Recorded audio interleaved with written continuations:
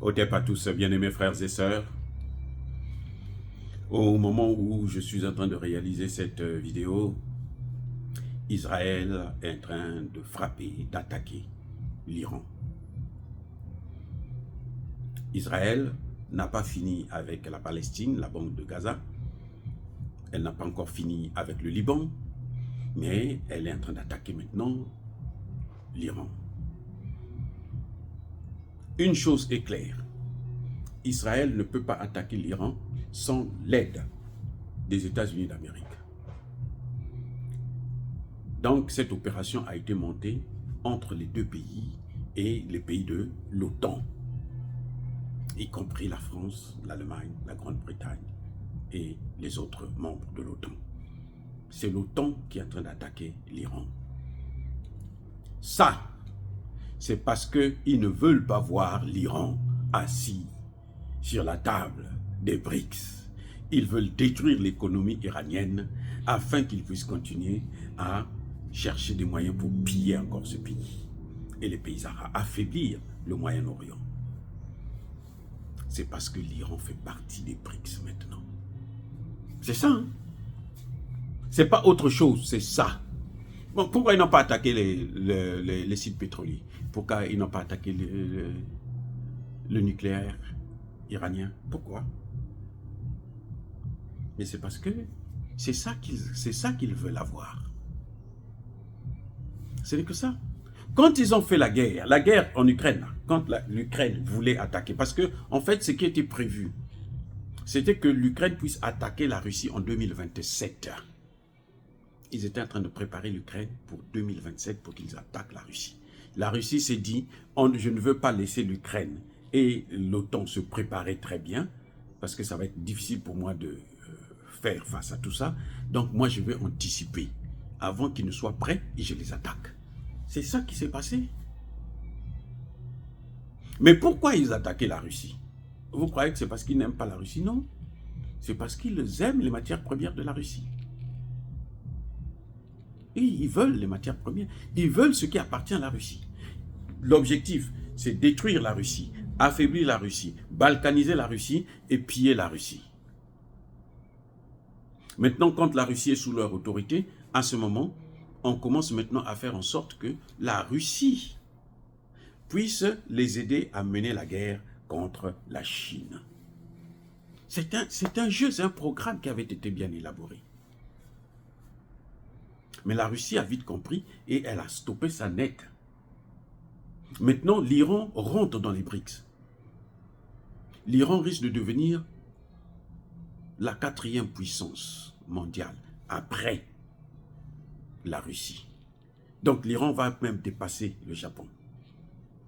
Et peut-être même que, puisque l'Inde est en train de se battre pour prendre la place des États-Unis, à la 2e place de puissance économique, hein. Vous savez ça?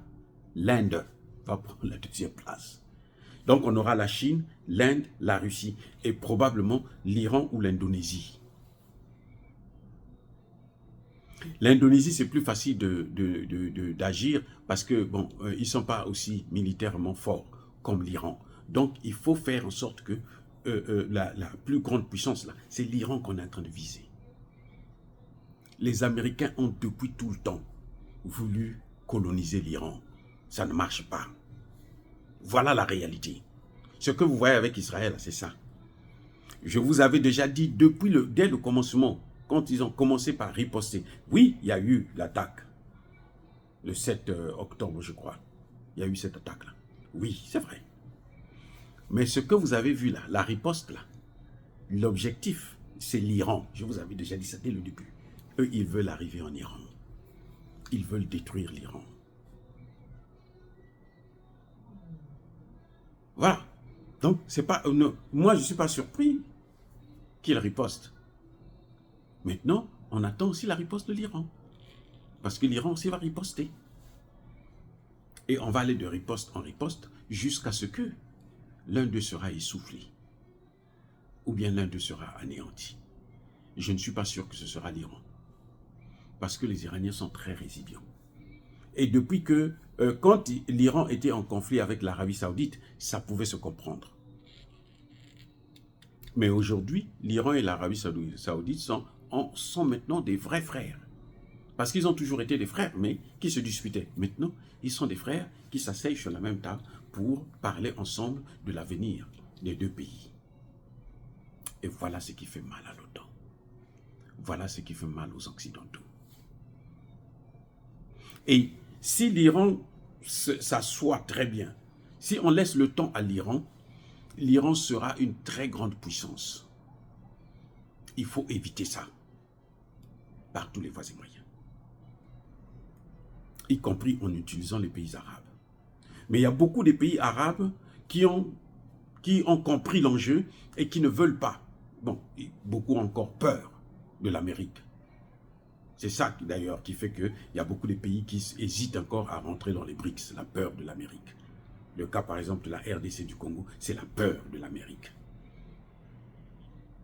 Vous voyez, mais je pense que tous les pays du Sud global savent maintenant que leur seule issue là, c'est les BRICS. La seule façon pour eux pour s'en sortir, c'est les BRICS. Ce n'est pas l'OTAN, ce n'est pas le G7, ce n'est pas le G20. Voilà. Donc, bien-aimés frères et sœurs, Israël a frappé. Il ne faut pas être surpris d'apprendre que l'Iran aussi a riposté. Et je suis sûr que ça va aller d'escalade en escalade, jusqu'à ce que nous arrivions à la granger. Et ça, c'est dommage. Mais les États-Unis qui passent leur temps à faire la guerre doivent comprendre une chose, c'est que la faiblesse d'une force, c'est de penser que la force peut régler tous les problèmes. De compter que sur cette force-là pour régler tous les problèmes. Pendant qu'ils sont en train de prendre aujourd'hui des chaos dans le domaine économique, que ce soit Israël, que ce soit les États-Unis, que ce soit l'Europe, dans le domaine économique, là, ils sont tous en faillite, en déclin.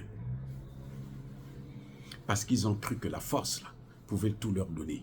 Mais Dieu n'avait pas dit son dernier mot. Soyez bénis, abondamment bénis par le Dieu des Kémites et par nos ancêtres angélisés, mais que tous ceux qui persécutent le continent africain le pillent et le déstabilisent, qu'ils soient noirs, blancs, chinois, arabes, juifs, indiens, qui qu'ils soient punis, maudits, foudroyés, neutralisés, écrasés, effacés par le Dieu des Kémites et par nos ancêtres angélisés. Vive l'Afrique éternelle, j'ai dit et j'assume.